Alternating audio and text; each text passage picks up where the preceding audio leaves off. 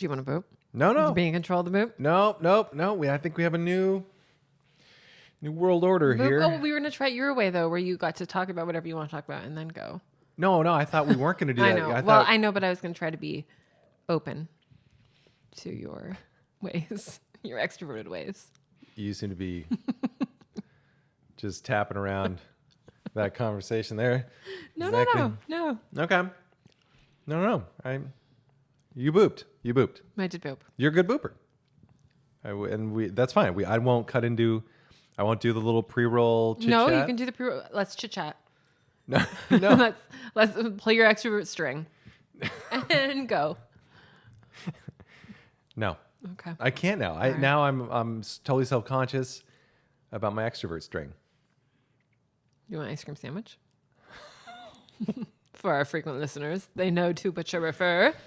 Here you go, goofball. God. Oh, man. Okay. Let's go. It's my turn to pluck, right? Yep. To pluck. I like that word. Yeah, it's a good word. Underused. It is underused. It's one of yours. Oh, this is a good one. Is that sarcastic? No. Oh, I okay. realized, though, that the Jim look to camera was very sarcastic, but it wasn't meant to be. Okay. All right. Here's the question. Should money play a role in an artist's creative process? Or for our Canadian listeners, process? Thank you. I want to make sure they feel heard. Yeah. you Okay. know? Well, you want to do it in every language too? No. Just Canada? Just our friendly neighbors to the north? Just our friendly neighbors to the north. Just wanted to make sure they were welcomed. To colleague? To college. Specifically. Yes. Okay. Yeah, specifically. I'm going to read my own question here. What? I know. Sometimes I'm a visual person. It's the same reason I don't like audiobooks. You know, you hear something and I don't process it as well. Yeah, right. That's true. So I'm reading it, guys. I read one book where the author of the book suggested I read a book and the author said, I'd recommend getting the audiobook of this book as well and listening to it and reading along Whoa. at the same time. That's Granted, he narrated the audio, like it's his book, so intense. it is intense. Well, that also just seems, I'm sure he had a noble reason, but that also seems like buy both formats. Yeah, of my exactly. book. And while you're at it, get the ebook and the paperback and Right. the audio. So you can read it wherever you're at and listen to it wherever you're at the same time. Nothing to do with the royalty rates. Speaking of which, Mm-hmm. I actually recommend that for people in Emergency Contact, which is our book Yeah. And emergency out. contact. today. Yay! And guys, it's in hardcover. Oh my God, I'm it is pretty in hardcover. excited about that. Like that's my first one. And there's just something badass about a hardcover. Oh yeah, it's so cool. I Yeah. can't wait to have that on our bookshelf. I know that sounds kind of Yeah. Actually, I don't think it sounds too smug. It's just like I think I'm proud of the book that we wrote. I wonder if our author copies, if we can get hardcover. Oh, so we don't have to buy it? Yeah. That'd be great. We'll find out. Yes. Blackstone. But if you haven't purchased it already, and I know every one of you has, go out and get it. It's on sale today, October 24th. Yeah. It's everywhere books are sold, and it's great. Well, at least online, everywhere books are sold. So there's no guarantee it will be in Oh. every Barnes and Noble and every, Target Right, and whatever. right. But yes, to play it safe, buy it online. You know what? Buy it from bookshop.org. I am not a big Amazon fan myself. So I'm going to say buy it from Bookshop. It supports local bookstores. And Yes. I really like that. Yep. Unless you're getting the ebook, then do your thing.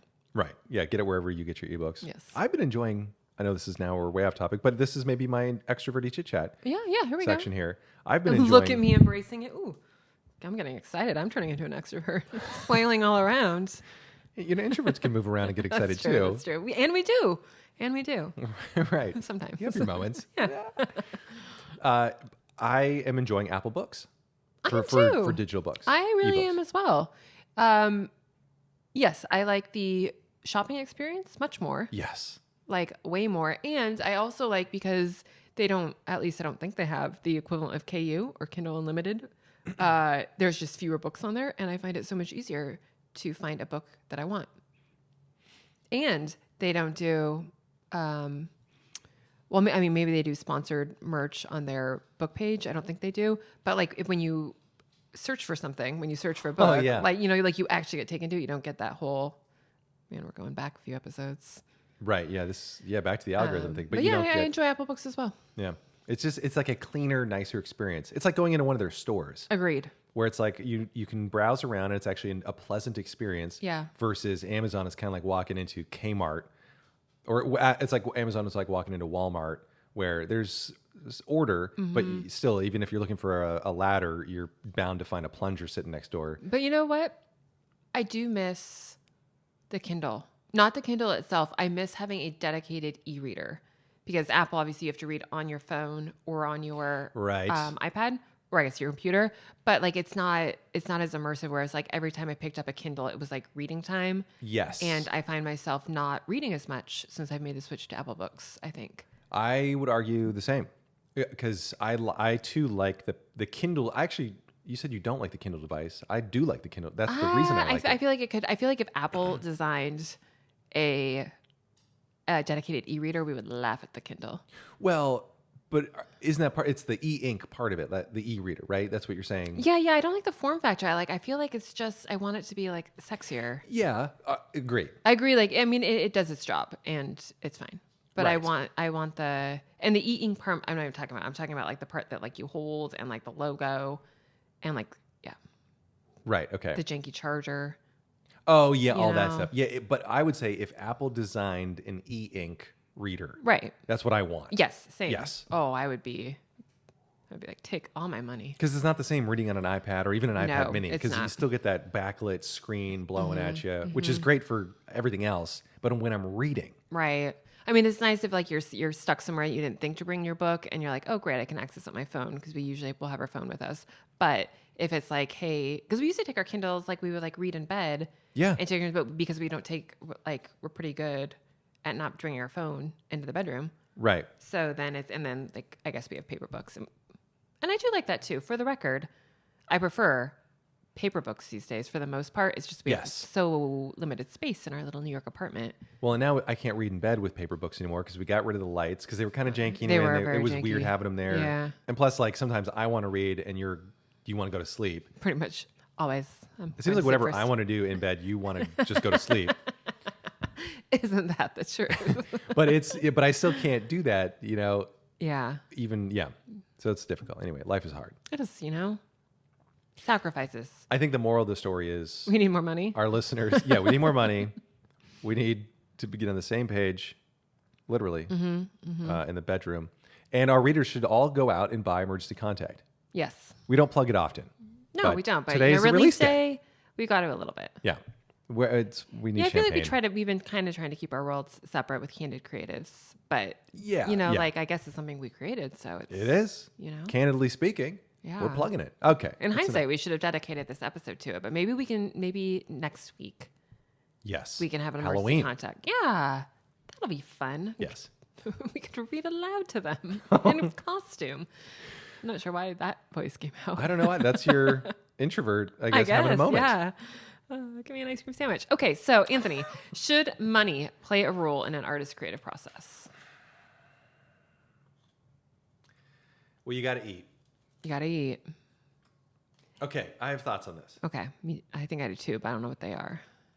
I actually think an artist needs to have one eye on putting food on the table, but another eye on artistic integrity or artistic glory, like basically producing the best possible thing you possibly can. But you still got to eat. So sometimes you got to ship. At any point, you still got to say, well, I'm done editing this. It's got to go out. Yeah. Or you might take a job, like I might take a gig or something that I know I'm not going to enjoy. Well, like for most comics, that's what a corporate gig is. Like a lot of them talk about how much they hate them, but they still pay great money. Right. And so you get like that finances. It's almost like having something to finance your art. Yeah, You that's actually a good way of looking at it, where you've got maybe the commercial successes are the decisions made for commercial reasons are free you up to make decisions that are purely creative. Because I think that's the dream. Like Should it influence in a perfect world? Absolutely not. Right. You know, We'd like all we would. have benefactors or something. Yeah, And yeah. I mean, like just creating like, and I actually think that's powerful. And I mean, I would argue maybe some of the better work probably comes out of a place that's just doing the thing for the sake of it. Like in the case of writing, like because you have a story to tell and it doesn't matter. Like I do think that there are stories that I would like to tell that I probably sometimes don't or I hesitate on because I'm like nobody wants that. really? Yeah, I mean, sort of. And then I think this is part of the reason of the past couple years I've been like taking a step back in general. And you hear me talk about this all the time. Of part of the reason that I'm not even sure I want to keep writing is because I lost a lot of the joy when it also became the career.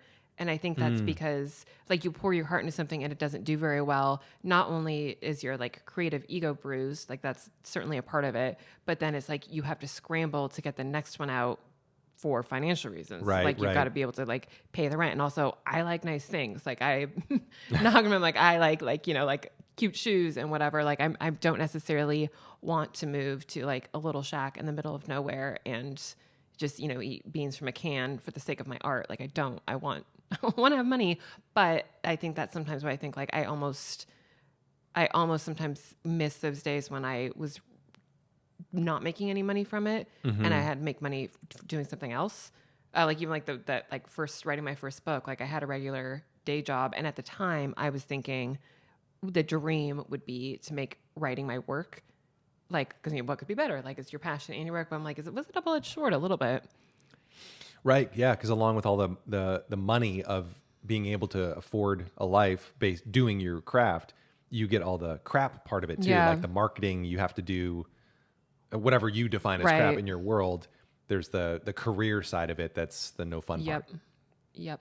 Now, let me ask you this: what situation would you rather find yourself in?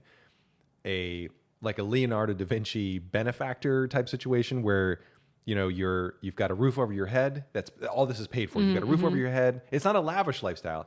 Roof over your head, a place to do your thing, and a living wage. You know, your life is paid for. It's not meager. It's not amazing, but it's comfortable. Or feast or famine, but at least you are making all the money from your own work, and you have the choice to do whatever you want, in so much as you decide to do that based on money or not based on money. You know what I mean? I think, I don't know, like neither. I think I would almost rather, oh man, I don't know. I don't think I would want the benefactor thing because I've learned that I don't enjoy feeling beholden to somebody else when it comes to my work. And even if you try to tell yourself, well, just don't do that. Like it can be sometimes hard to cut those tethers, whether it's readers and reader response and like sales numbers or publishers, right? Because with publisher, there's an exchange, like an expectation, like they bought Right. a certain book, Right. they get given you in advance. And like there have been times when like you submit a story to a publisher, you don't get around to writing it until years later just because of the way the contract works out. And you're like, well, I don't freaking want to write that anymore. Like Yeah. you just don't feel called to at all. But you have to because you signed the contract. Or, and this, I've been lucky to not experience that much of this in my career, but I know a lot of authors that have had a lot of pressure is you're working with a publisher and the publisher wants you to change your book because this, that, and the other thing, like this particular element yeah. is selling really well or this particular element isn't selling well. And I hate that. Like to me, that's the very opposite of what we are as artists.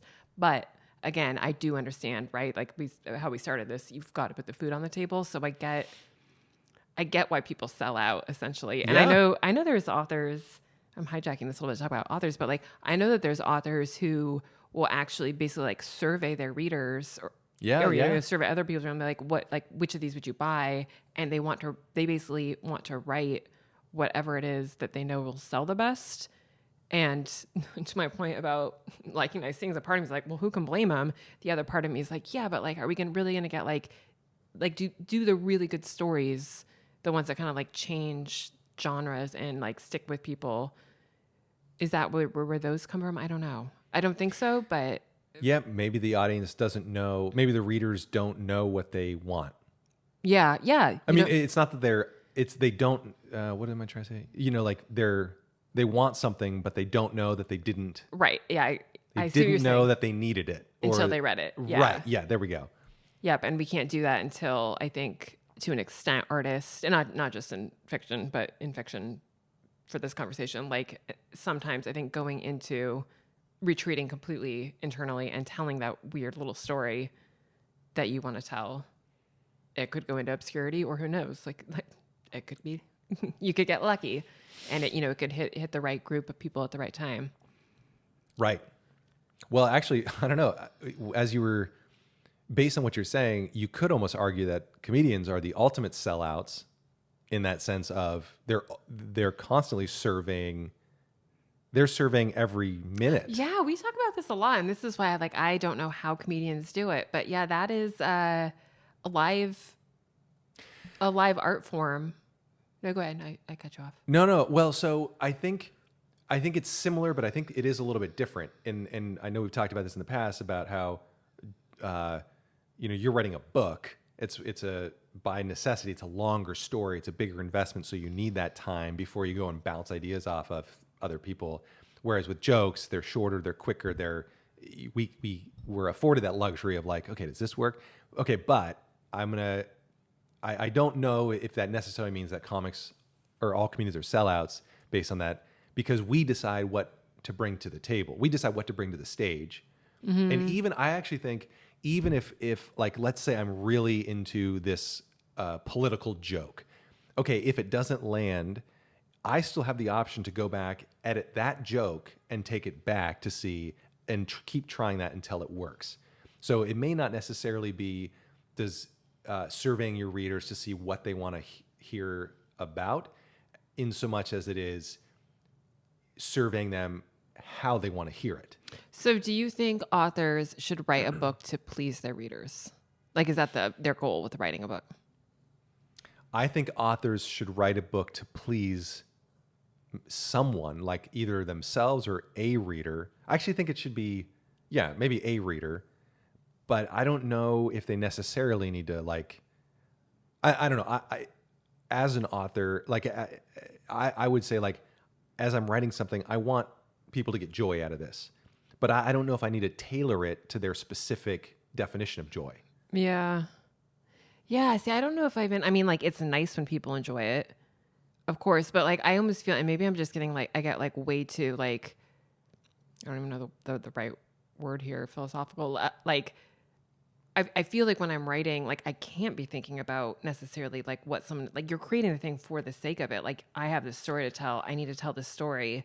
Yes. People can read it or not read it. People can like it or not like it, but like, this is what I meant to do. And that's so different than what a comedian does, because you can write a book, and if nobody reads it and or nobody likes it, it's not necessarily a bad book. Correct. Yeah. Right. But if a comedian gets up there and not a single person laughs ever, I mean, like, I have no idea what that's like at all. But like, he or she's probably not a good comedian, right? Like, because your entire purpose is what the audience wants. Like, your entire, right? That's why you guys do what you do, is to make people laugh?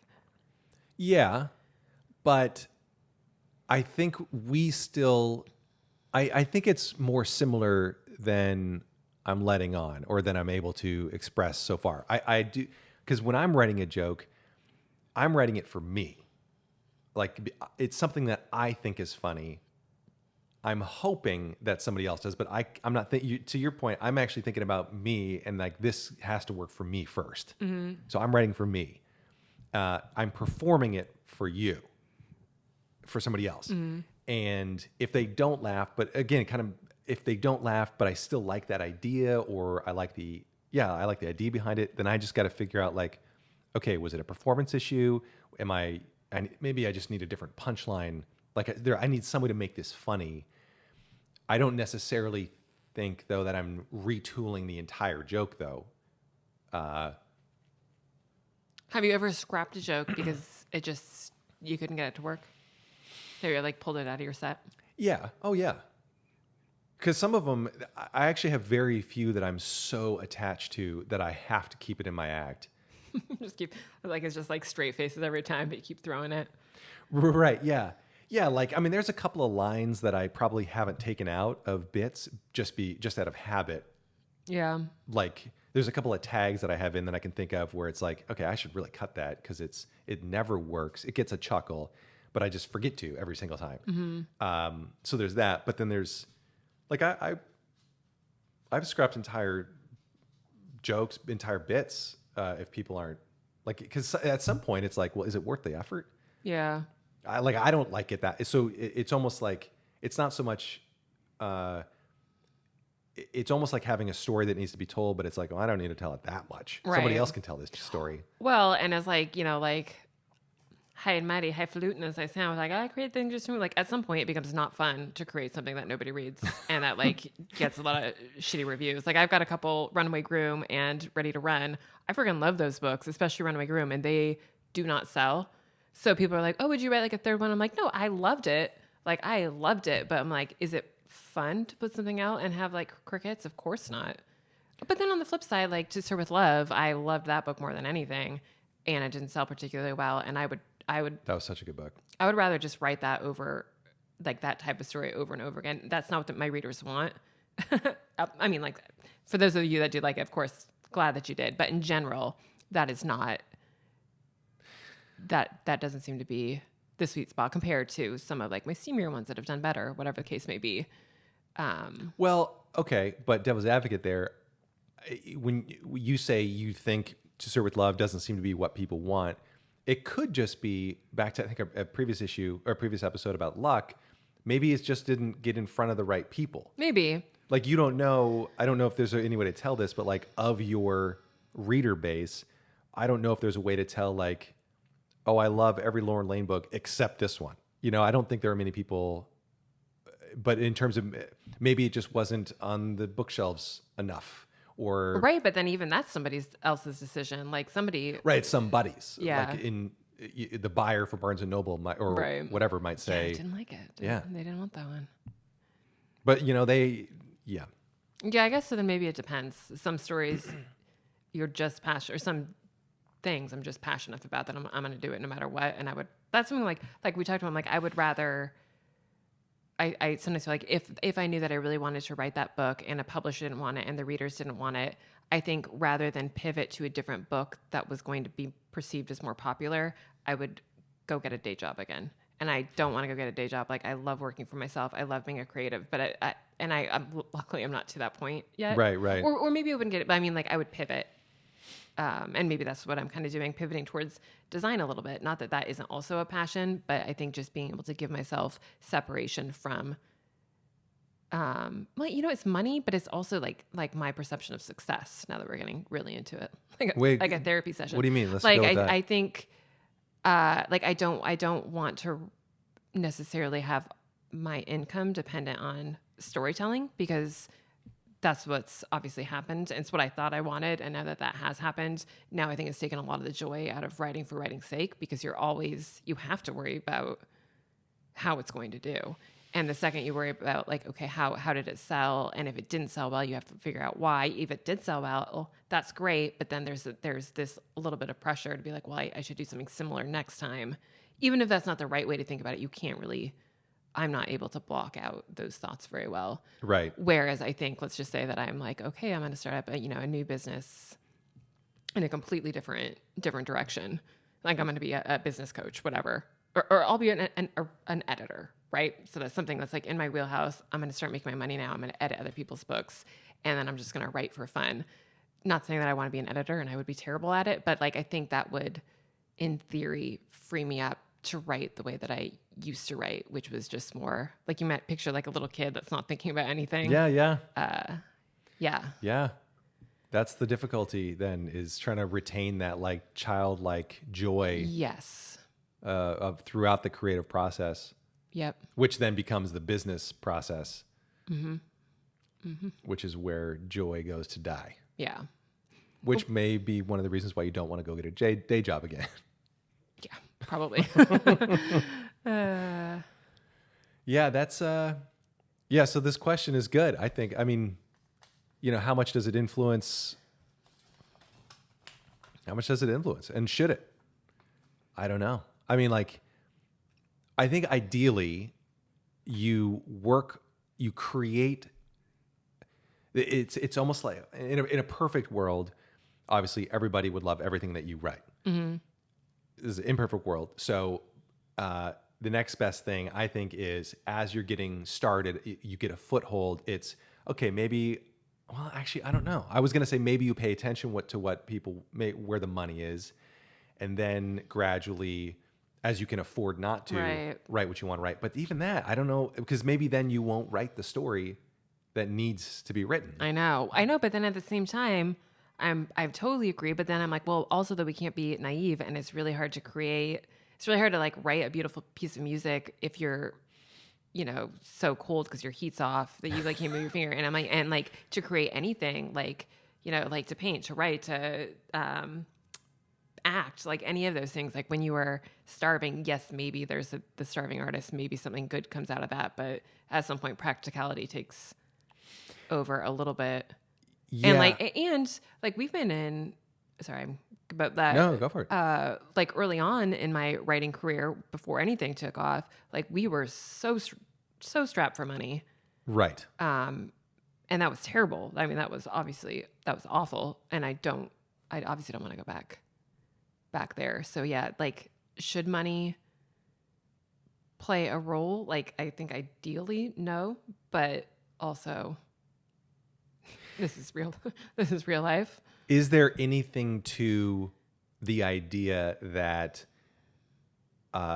being strapped for cash makes an artist hungrier for success? Yeah. Well, yeah, I think so. I don't know if it necessarily makes the art any better, but I definitely know that I hustled those, 3 to 5 years. Yeah, you were writing 6 books a year. Yeah, I wrote like 8 one year. I mean, that's just like all. Which all I think that happened to be some of your more successful books. Yeah. Probably. Although I think Runaway Groom was in that that batch too. But, it was hit or miss. But yeah, I guess there is something to be said for that urgency. Well, and I always say like, it wasn't the best idea to quit my day job to. Really, in hindsight, it was not a good idea to do that. I mean, like, that's why we went so wildly into debt. Well, that was part of our deal, though. I know. But I mean, like, in hindsight, I'm kind of like, oh, that was dumb. But also, like, I don't know if I would have had that same hunger. For listeners out there that don't know the deal, we both had day jobs. At my day job, I got a call to go help. Oh, we have day jobs now. I guess day job sounds like a condescending. I just mean we used to work like for other people, and now we work for ourselves. Yeah, an office job or Yep, whatever. Yep. But yeah, the backstory there is we both had 9 to 5 jobs. I got a call to help my company open up a New York office, which would require a move from Seattle to New York. And Lauren said, yeah, I'll go if I can quit my job and write full time. Yeah.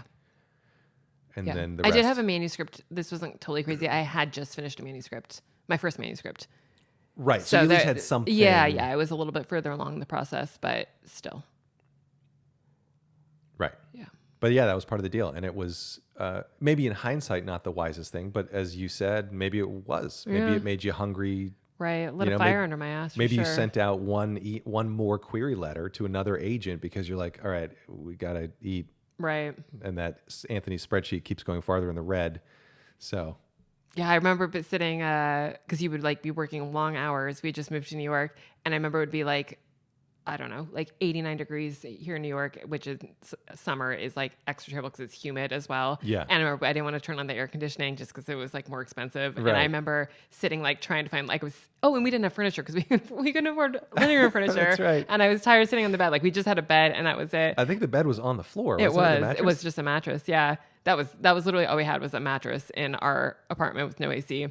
And yeah, I just remember like sitting cross-legged, hunched over, just writing, like typing like furiously. Yeah. Thinking like, I don't want to do this anymore, so we better make something happen here. And you did. Look at this, 33 seconds. That one went fast. It did go fast. Okay, should money play a role in an artist's creative process? One sentence answer. Yes. Okay. You said one sentence answer. No, that's fine. That can be a sentence. I think I'm gonna say no. Okay. I think I'm gonna say no, it shouldn't, but also it's unavoidable. But I think we would get some really interesting art. I think if a bunch of people won the lotto. No, I mean, not really, but if like that idea of winning the lotto, because that's like the ultimate hypothetical, right? You're not beholden to anyone. Right. Here's a couple $1 million. Well, yeah. Yeah. Well, maybe not. I mean, maybe if that was true, anyone that won the lotto, maybe we'd see cool art coming out of them. So maybe there is something to the pressure. I think of it. Yeah, I think there is. Like the other, I think of like the Star Trek world where people don't have to worry about jobs anymore because they've figured out energy and everything else. So it's like, okay, what do you want to do? And I can't picture that. Like there's probably a reason why there's no great art coming out of communist countries where, at least that I can think of. Maybe there is. I mean, I guess I don't know. Kafka, but Doska. Again, there are a few, I guess, Russian authors, but I think that's maybe less a product of not having to worry about money and more a product of embracing the dismal Soviet, world that they lived in. I think Probably.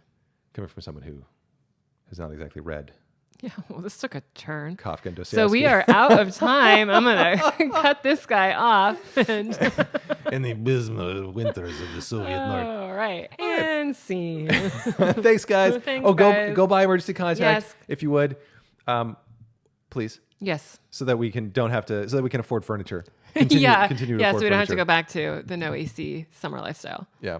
All right. Thank you so much for listening. We'll see you in the next episode. Bye.